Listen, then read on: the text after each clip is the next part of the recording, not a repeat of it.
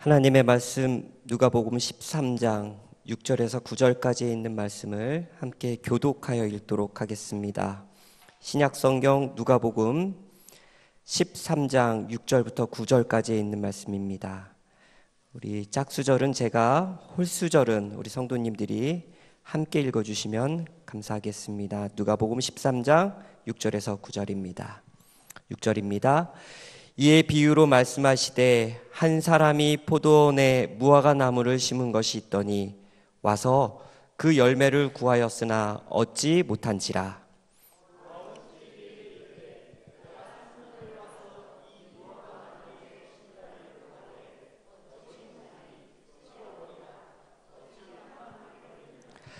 대답하여 가로되 주인이여 금년에도 그대로 두소서. 내가 두릅하고 거름을 줄이니 이후에 만일 실과가 열면 이언이와 그렇지 않으면 찍어 버리소서 하였다 하시니라. 아멘. 오늘 본문에 있는 말씀 누가복음 13장 1절부터 9절에 있는 말씀과 우리가 함께 공부하고 있는 실물교훈 17장 금년에도 그대로 두소서라는 말씀을 가지고 존재의 목적이라는 제목을 가지고 이 시간 은혜를 나누고자 합니다. 말씀을 시작하기 전에 여러분 한번 바닥을 한번 보시겠습니까? 기분이 좋으신가요? 제가 올라오면서 오늘 여러분들 참 축복받으신 분들입니다. 청소하고 처음 들어오신 첫 예배에 여러분 참석하셨어요. 제가 밖에 나가서 신발을 다시 털고 올라왔습니다. 그러면서 올라와서 여기서 기도하면서 이렇게 바닥을 보는데 우리가 드린 이 하나님의 성전을 위해 이렇게 청소하고 이 봉사가 부목사인 나도 이렇게 기분이 좋은데 하나님은 얼마나 기분이 좋으실까? 우리가 이렇게 마음을 다해 청소한 이 성전이 잘 유지되고 이 성전뿐만 아니라 우리의 마음도 거룩하고 우리 정결한 마음이 될 수 있도록 우리 이 시간 우리의 마음을 우리 하나님께 드리는 예배 시간이 되기를 간절히 바랍니다. 오늘의 제목은 존재의 목적입니다. 제가 몇 가지의 사진을 여러분에게 보여드릴 건데요. 이 사진을 모르실 만한 분은 아무도 없으신 것 같아요. 여러분 혹시 이게 뭔지 기억나시나요? 우리가 예전에 이야기했던 토큰. 네, 저는 어렸을 때 저는 토큰을 내본 적은 없지만 어렸을 때 부모님이 가지고 계시던 토큰을 기억하고 있습니다. 지금 토큰이 사라졌어요. 토큰을 사용하는 데가 없습니다. 혹시 여러분 이거 기억나시나요? 이걸 뭐라고 불렀는지 여러분 기억하시나요? 회수권. 네. 학생들이 이것을 회수권을 잘라서 돈 주고 사서 잘라서 이렇게 넣고 다녔던 그런 기억이 있습니다. 저도 이거 사용했습니다. 이게 사면 10장이거든요. 그거를 조금씩 짧게 자르면 11장이 되는 그래서 그렇게 만드는 친구들도 저는 아니지만 있었습니다. 테이프 여러분 기억하시죠? 이 전도회가 있고 나면 그 교회에서는 뭐 하기 바빴냐면 그걸 녹음해서 다 나눠주기 바빴어요. 근데 요즘은요 이 테이프 쓰는 교회 한 군데도 없습니다. 네, 저희 교회도 CD를 사용하고 있죠. 여러분 이 빨간색 공중전화 기억나시나요? 저는 우리 어르신들은 더 오래전에 사용하셨겠지만 제가 기억하는 공중전화 20원짜리까지 기억이 납니다. 아주 어렸을 때 20원짜리 공중전화 이렇게 돌려가면서 했던 그런 공중전화가 기억이 납니다. 지금은 공중전화가 많이 발전했고 뿐만 아니라 요새는 공중전화 자체를 찾아보기가 힘든 시대에 있습니다. 이 공중전화 다음에 여러분 이 전화카드 기억나시나요? 그래서 군대에 있으면 편지 봉투에 애인이 전화카드를 넣어서 이렇게 보내주던 그 시절. 근데 요즘은 전화카드를 잘 사용하지 않고 있습니다. 타자기 저는 사용하지 않았지만 아마 조석호 목사님은 사용하셨을 것 같은 아주 오래되신 우리 어르신들만 사용하셨던 그 타자기. 그때는 굉장히 유용했지만 요즘은 타자기를 쓰시는 분들이 거의 없습니다. 저 어렸을 때 친구네 집에 가면 늘 칼싸움을 이걸 가지고 했는데 연탄 집게. 어느 집에나 연탄 집게가 있었어요. 그리고 이렇게 긴 것도 있었지만 여러분 기억하시나요? 짧은 집게. 그래서 2개 이렇게 찝는 그런 집게도 있었습니다. 지금까지 나왔던 이 수많은 우리의 추억이 담겨있던 그런 물건들은 버스의 차장, 여러분 기억하시죠? 내릴 때, 탈 때 그 돈을 받았던 그 차장, 언니라고 불러야 되나요? 그분들 요즘은 없습니다. 우리의 추억이 묻어있고 어쩌면 지금 사용하고 있는 것보다 더 익숙하고 친숙한 물건들이죠. 근데 왜 우리는 그것을 사용하지 않고 그 물건들은 다 사라져 버렸을까요? 그것이 아무리 추억에 담겨 있을지라도 그 존재의 목적을 상실하면 우리는 그것을 버리게 됩니다. 전화카드가 아무리 우리의 추억에 담겨 있다 할지라도 우리 주머니에 핸드폰이 있는 한 그 전화카드는 더 이상 필요가 없는 문제. 버스카드를 갖고 있는 요즘 시대에 그 토큰과 회수권이 우리의 추억이 담겨 있을지라도 그거의 목적은 사라졌기 때문에 그것을 가지고 다니는 사람은 아무도 없다는 것입니다. 목적을 잃어버리면 그 물건은 버리게 돼요. 저희 집에도 이번에도 이사하면서 버리고 싶었던 한 물건이 있었는데 그것은 바로 뭐였냐면 러닝머신이었습니다. 저희 처형이 쓰다가 버리려고 하는 것을 저희 아내가 운동한다고 갖고 와놓고서 제가 본 거는 한 5번 본 것 같아요. 그러고는 이사할 때마다 그 무거운 걸 들고 다니는데 운동하기보다는 빨래를 걸어놓는데 더 많이 사용하는 그 러닝머신. 그 존재의 목적이 없기 때문에 저는 버리고 싶어요. 그렇지만 저에게 늘 앞으로 할 거야 라는 그런 약속이 있기에 제가 이번에도 이사 오면서 마지막이야 라는 약속을 받고 지금도 한 번도 펴지 않은 채 있습니다. 그것이 존재하는 목적을 잃어버리면 우리는 그것을 버리게 되어 있어요. 오늘 본문에 있는 누가복음 13장과 실물교훈 17장은 그 존재 목적을 잃어버리면 우리 주님께서는 그것을 버릴 수밖에 없다라는 이야기를 우리에게 하고 있습니다. 그 나무가 열매를 맺지 못하면 유대인들이 그들이 받은 사명을 감당하지 못한다면 남은 백성이 그들의 목적을 이루지 못한다면 마지막 성별된 교회가 그 교회의 목적을 이루지 못한다면 하나님께서는 그것을 찍어버릴 수밖에 없다라고 오늘 성경은 우리에게 이야기하고 있는 것입니다. 다시 한번 오늘 이 저녁 우리 교회와 우리 개인의 심령 속에 들려지는 주님께서 허락하신 거룩한 사명을 다시 세우시고 다시 기억하고 그 사명을 이루는 그런 은혜 받는 한 시간 되기를 간절히 바랍니다. 첫 번째는 비교 대신 섬김으로 해야 된다는 것입니다. 오늘 본문에 있는 읽었던 그 전에 그 배경에 있는 말씀을 제가 읽어보도록 하겠습니다. 누가복음 13장 1절에서 3절입니다. 그때 마침 두어 사람이 와서 빌라도가 어떤 갈릴리 사람들의 피를 저희의 제물에 섞은 일로 예수께 고하니 대답하여 가라사대 너희는 이 갈릴리 사람들이 이같이 해받음으로써 모든 갈릴리 사람보다 죄가 더 있는 줄 아느냐? 너희에게 이르노니 아니라 너희도 만일 회개치 아니하면 다 이와 같이 망하리라. 그 당시에는 예수님께서 뭐하고 있었냐면 누가복음 12장까지 읽어보면 예수님께서 시대의 징조에 대해서 이야기를 하고 있었어요. 늘 그렇듯이 많은 사람들이 예수님 주위에서 그 시대의 징조에 대해서 이야기를 듣고 있었습니다. 그때 몇 사람이 예수님 앞에 와서 그 당시에 가장 큰 이슈였던 한 사건을 예수님께 이야기를 하는 거예요.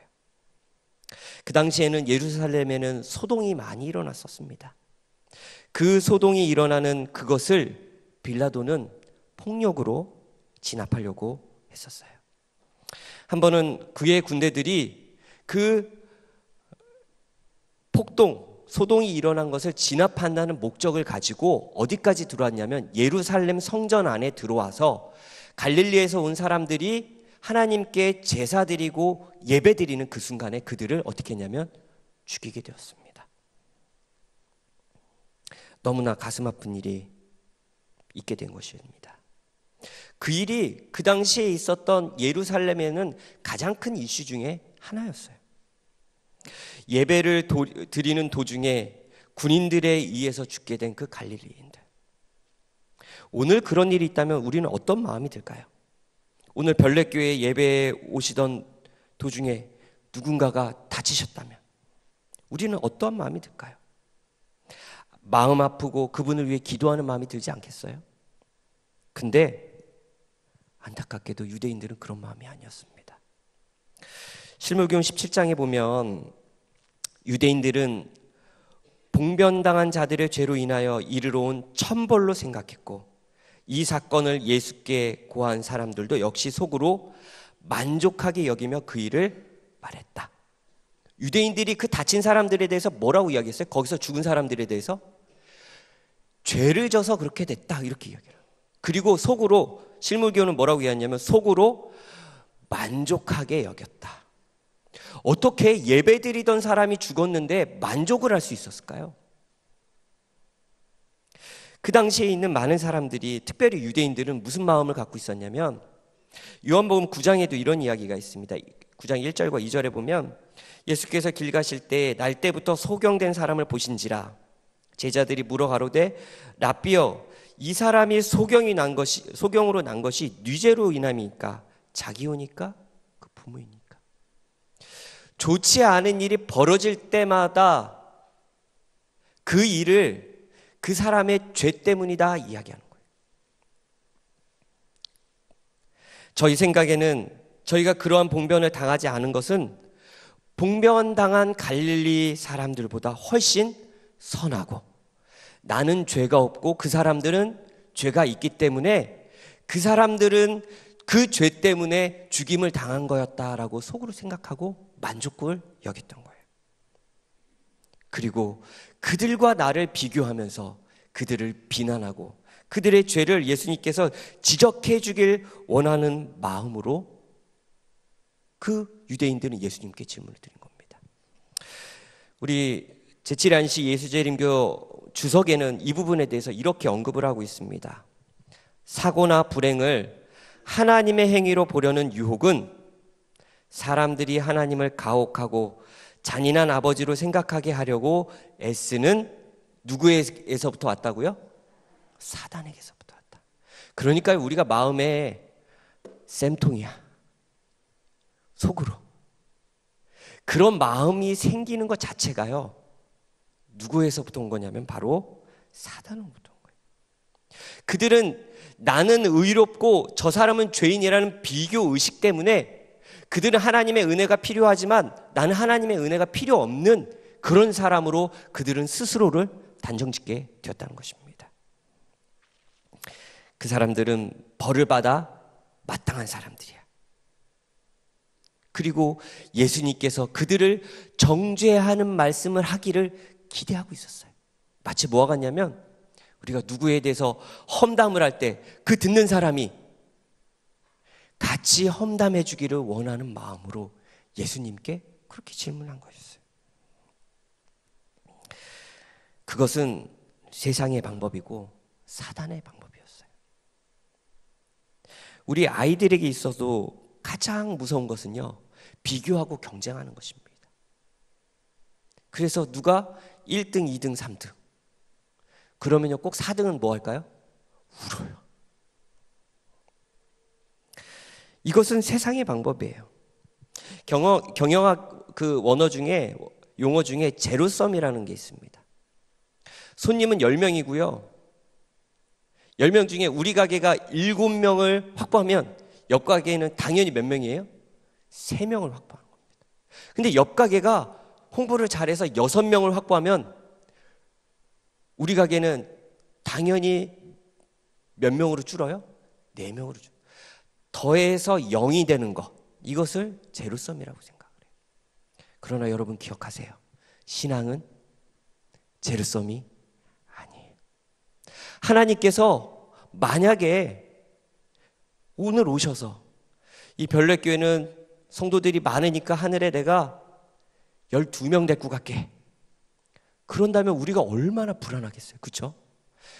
담임 목사님 당연히 가실 것 같고 저는 분명히 갈 거고요.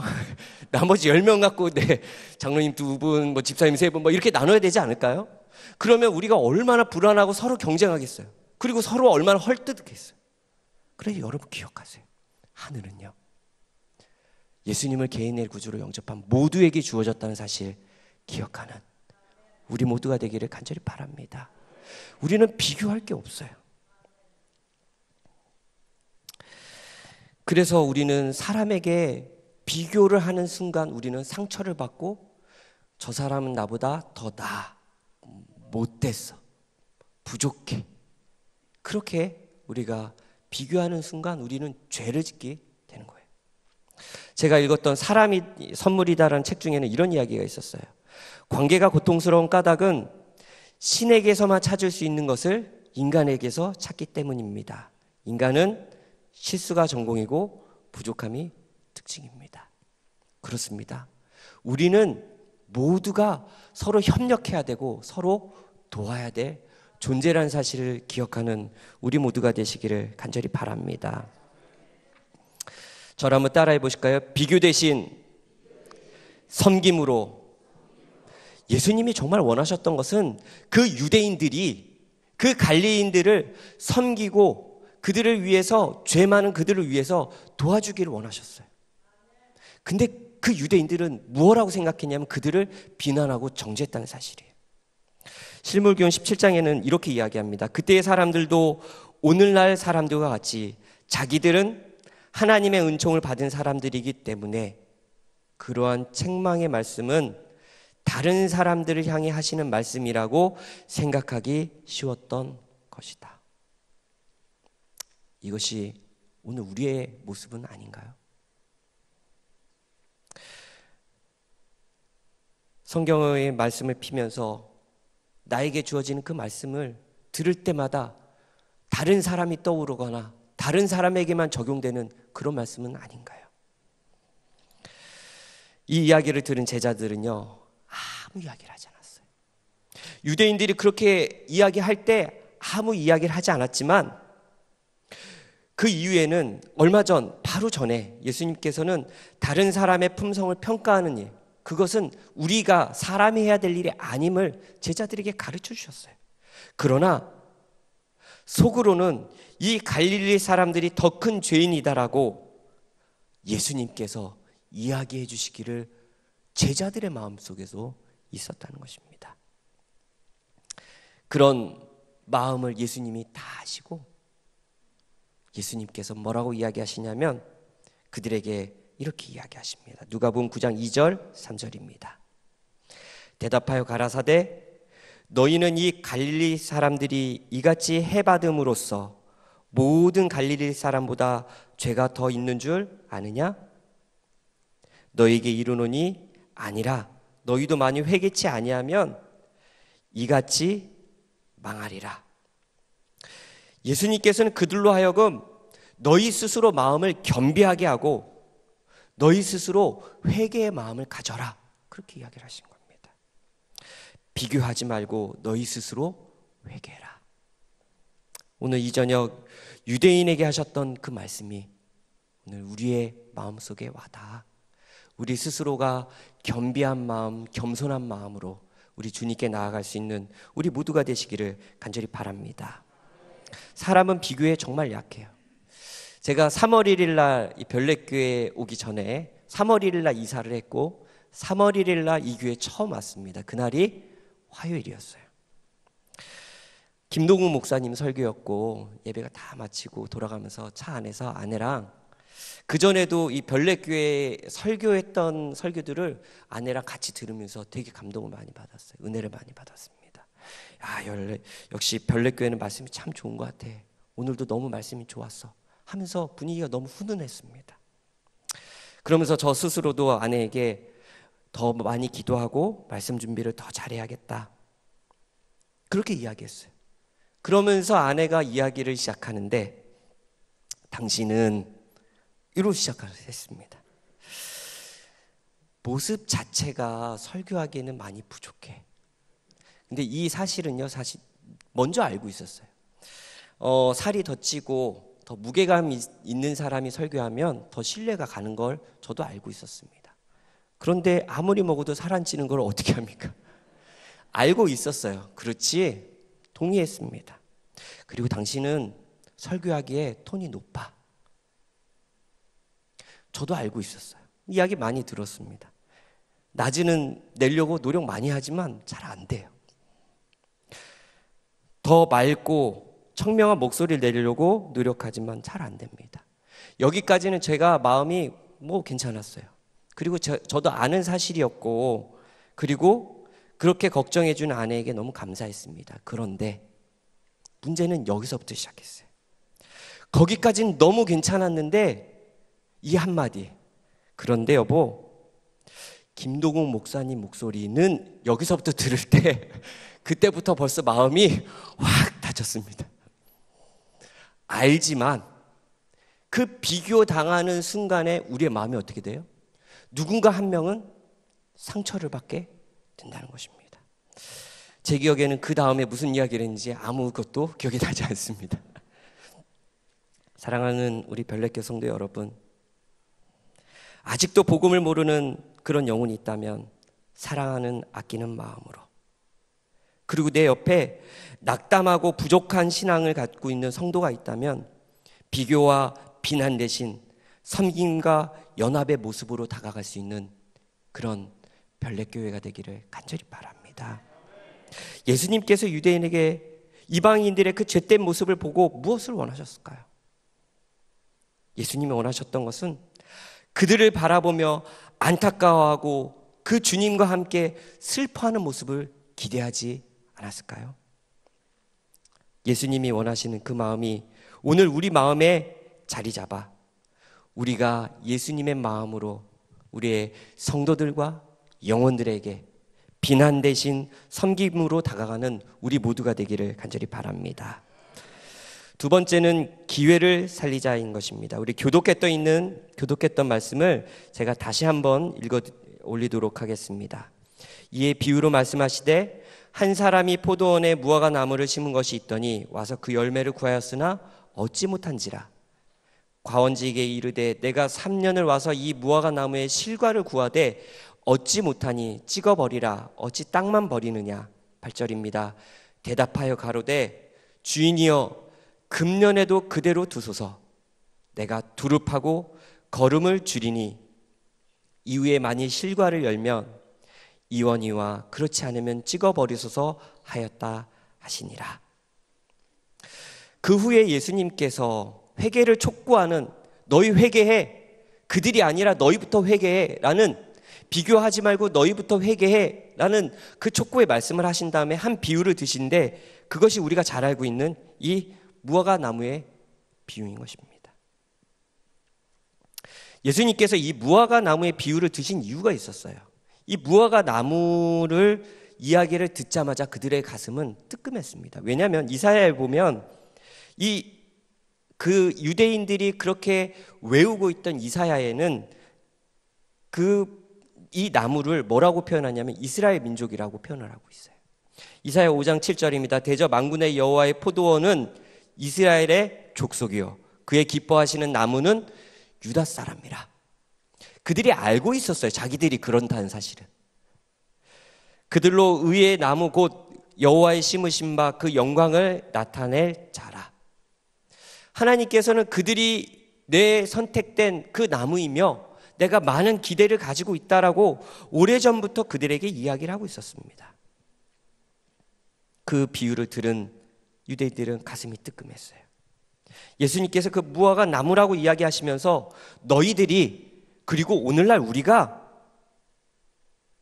내가 기대했던 만큼 열매가 없구나라고 이야기하고 있는 것입니다. 실물교훈은 이 부분에 대해서 이렇게 이야기합니다. 그리스도 당시의 사람들은 그 전 시대의 유대인들보다 더 경건한 채는 했으나 오히려 하나님의 영의 가마는 결핍되어 있었다. 저는 이 부분을 읽으면서 이 유대인의 모습이 내가 아닌가라는 생각을 하게 되었습니다.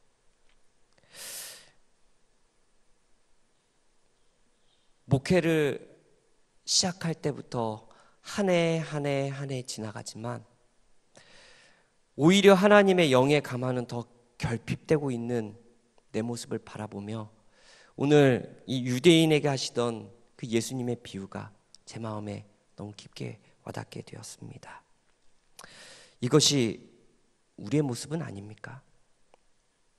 하나님은 이스라엘 백성들에게 선민이라 부르셨고 그들을 축복하셨습니다.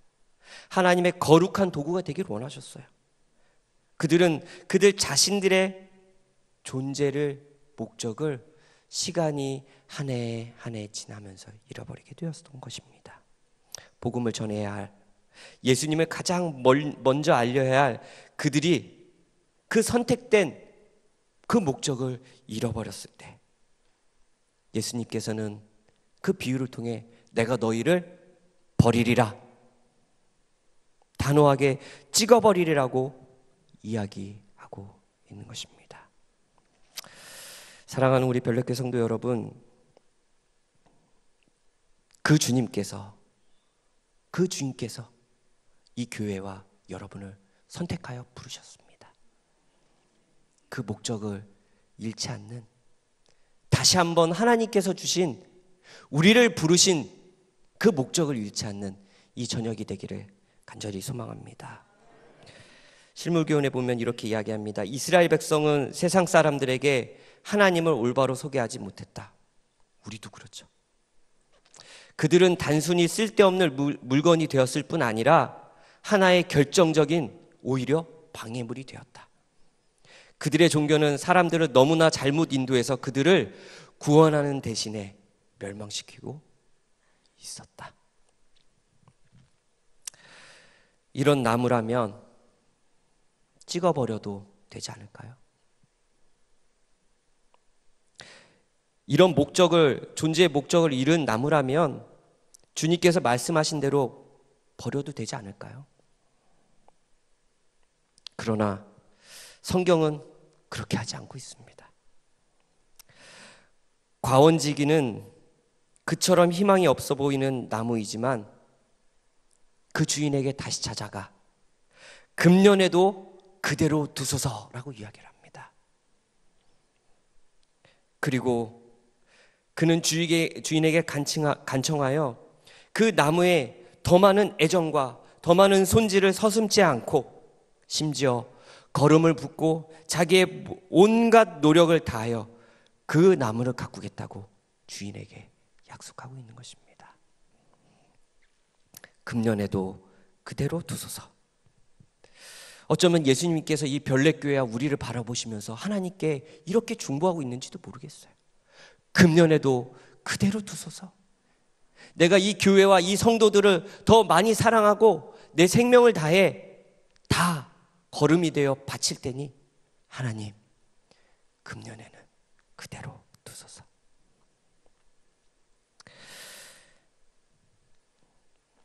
우리의 부족함을, 열매 없음을 주님께서는 비난하지 아니하시고 금년에도 그대로 두소서라고 하시며 올해 하나님께서 한 해 더 은혜의 시간을 우리에게 주고 있는 것입니다. 다시 한번 주님께서 주신 그 사명을 기억하고 오늘 이 저녁 풍성한 열매로 우리 주님께 영광 돌리는 우리 모두가 되기를 간절히 바랍니다. 여러분, 동요 중에 나무야라는 동요 아십니까? 나무야 나무야 서서 자는 나무야. 어느 날 어린이집에 갔다 온 제 아들이 잠자기 전에 이 노래를 부르면서 저에게 이야기하는 거예요. 누워서 자야 된다고. 다리가 아프니까 누워서 자야 된다고. 이 노래를 배운 아들이 저에게 와서 나무는 누워서 자야 된다고 계속 그렇게 이야기하는 거예요. 그래, 다리가 아프지. 이렇게 해줘야 되는 거 제가 아는데도 불구하고 아니야. 앉혀놓고 제가 또 어른의 마음으로 이야기를 하기 시작했습니다. 나무는 원래 서서 있는 거야. 그래서 위로 자라. 아무리 설명해도 이 아이는 나무는 뭐라고 이야기해요? 누워서 자는 거래. 그렇죠. 누워서 자는 나무는 편할지 모르지만 그 나무는요, 죽은 나무인 것입니다. 우리가 우리의 사명을 버리고 편하게 교회 다닐 수는 있지만 우리의 사명을 잃어버리는 그 순간 우리는 열매 없는 나무가 돼. 누워서 자는 그런 나무가 되는 것입니다. 우리 사랑하는 성도 여러분, 힘들고 어렵더라도 그 일이 고달프고 버거운 일이라 할지라도 주님 주신 사명을 위해 우리가 서서 자는 나무, 하나님의 사명을 위해 우리가 헌신하고 봉사하는 그런 주님의 거룩한 나무들로 자라는 우리 모두가 되시기를 간절히 바랍니다. 하나님께서 특별히 아주 명확한 목적을 주셨죠. 천명사역? 네, 다 모르시나요? 저만 아신 건가요? 다시 한번 해볼까요? 천명사역? 네, 그렇습니다. 명확한 사명을 주셨어요. 그 사명을 위해 우리가 아주 풍성한 열매를 맺을 수 있도록 주님 주신 그 사명을 이루는, 금년에도 그대로 두소서라고 간구하신 우리 주님의 말씀대로 그 간구가 이 교회에 이루어지게 되기를 간절히 바랍니다. 저는 이 이야기의 그 마지막을 생각하게 되었어요. 너무 궁금했던 것은 이 무화과 나무가 그 주인이 뭐라고 이야기했어요? 금년에는 그대로 두소서. 그 나무가 열매를 맺었을까 안 맺었을까 너무 궁금했습니다. 그래서 누가복음을 계속 읽었는데 나와요 안 나와요? 안 나와요. 그래서 다시 실물교훈으로 들어갔습니다. 그 나무가 열매를 맺었을까요 안 맺었을까요? 여러분 맺었을까요 안 맺었을까요? 네, 안 맺었을 것 같다고. 네, 실물교훈은 우리에게 이렇게 답을 주고 있습니다. 이 이야기의 결론은 그분의 말씀을 들은 세대에게 맡겨졌다. 그 결론은 누구에게 주어졌다고요? 마지막 이야기는 우리에게 주어졌다는 것입니다. 예수님께서 거기에서 이야기를 마치시고 그만하신 이유는 그 나무가 열매를 맺어서 사랑을 받는지 아니면 열매가 없어서 배임을 당하는지는 누구에게 달려있다고요? 우리에게 달려있다는 것입니다.